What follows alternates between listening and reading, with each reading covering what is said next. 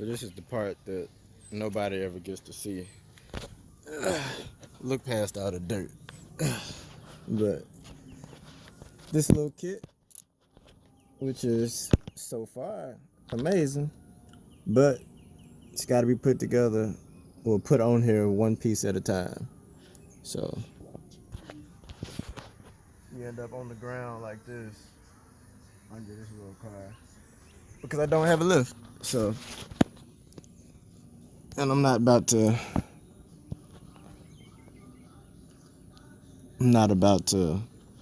break out a jack and some jack stands just to stick some LEDs. So it is what it is, but you end up on the ground.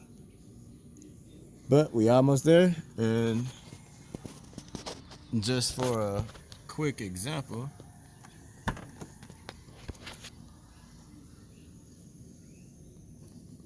I just it's wired up right with the lights that I had on here before, so it's connected into the footwell to those lights. So yeah, I'm just replacing the strip that I had on here because the strip was an old strip that I had from something else I was working on, and I just put some 3M tape on it and made it work. But this one is actually full on waterproof. It's flat at the bottom, so the 3M has got a nice base for it to stick to. Then it's got the joints in between so I can get over weird spots like this thing, which messed me up when it was just one solid LED strip. So that ended up breaking the pattern of where the 3M stuck to.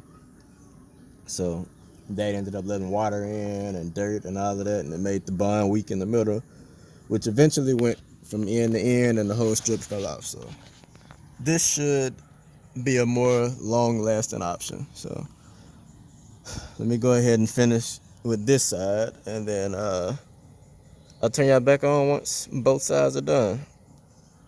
All right, so after 60 pieces of 3M tape and putting up 20 of these little LED things, we're back in action. So they come on every time you unlock the door. When you turn on the lights on the inside, because it's connected to the footwell lights. So whenever the footwell lights are triggered, the bottom lights will come on. So that's when you unlock the car, when you open the door, pop the trunk, all of that. And still got my red fogs.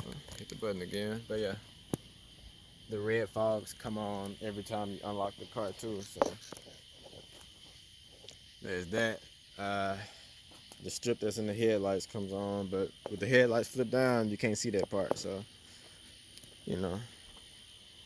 But I'm back in action, back how it was before, and yeah, some cool little LEDs.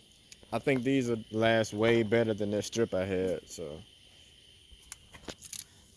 let me get down here so you can see. So it's just each LED is a 3-inch section for each one.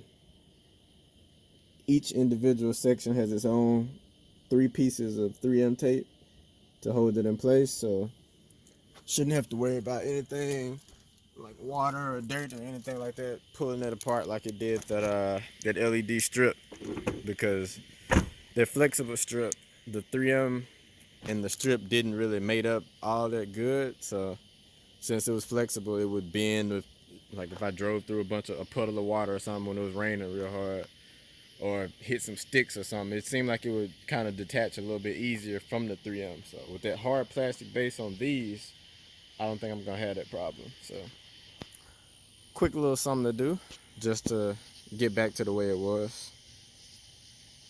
And if you want to try these out, I put a link in the description for the LEDs I got. They got them for a real good price. They come in all different colors, and I think they got a color shift version too.